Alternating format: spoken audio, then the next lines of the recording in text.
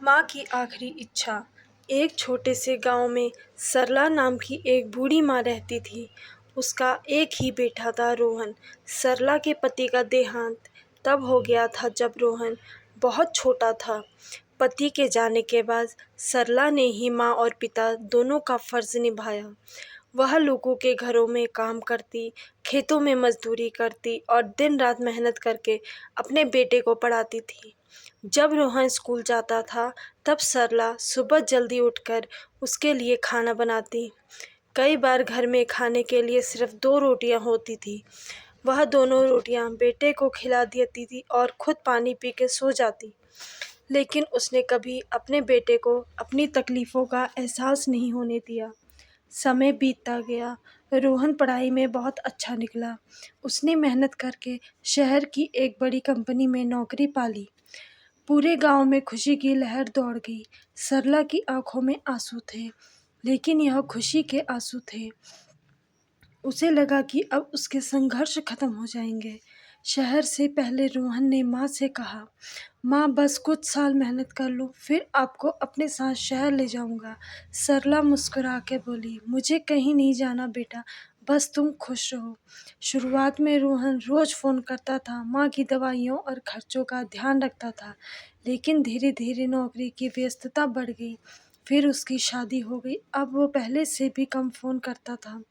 उधर सरला हर दिन अपने बेटे की राह देखती। सुबह घर की सफाई करती, शाम को दरवाजे पे बैठ जाती और सोचती कि शायद आज उसका बेटा आ जाए। त्योहार आते, दिवाली आती, होली आती, लेकिन रोहन नहीं आता। हर बार वह कोई ना कोई बहाना बना देता। एक दिन गांव के डाकिये ने सरला से पूछा, माँ जी क्या आप हर दिन किसी का इंतजार करती हैं?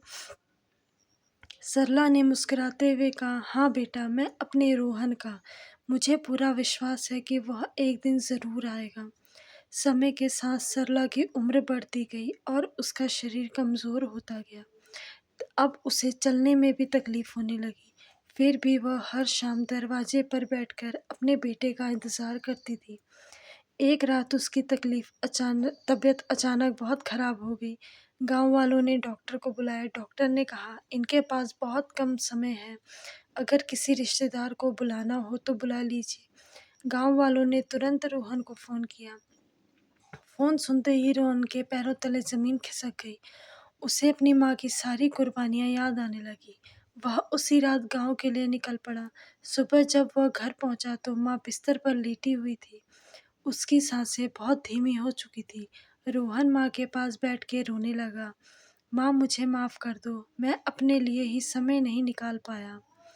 मैं आपके लिए ही समय नहीं निकाल पाया। आपने मेरे लिए सब कुछ किया और मैं आपको अकेला छोड़ गया।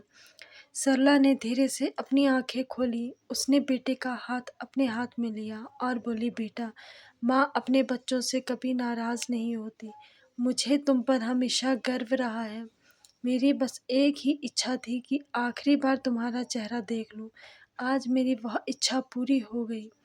यह कहते ही माँ की आंखों से एक आंसू बह निकला। उसके चेहरे पर एक प्यारी सी मुस्कान थी। अगले ही पल उसकी सांसें थम गई। रोहन जोर जोर से रोने लगा। उसने माँ के हाथों को अपने सीने से लगा लिया, लेकिन अब बहुत देर हो चुकी थी। उस दिन उसे समझ आया कि दुनिया की सबसे बड़ी दौलत पैसा नहीं, बल्कि माँ बाप का प्यार होता है, जिन्हें हम अपने काम और व्यस्तता के कारण नज़रअंदाज कर देते हैं। वही हमारे जीवन की सबसे बड़ी मेहनत होती है।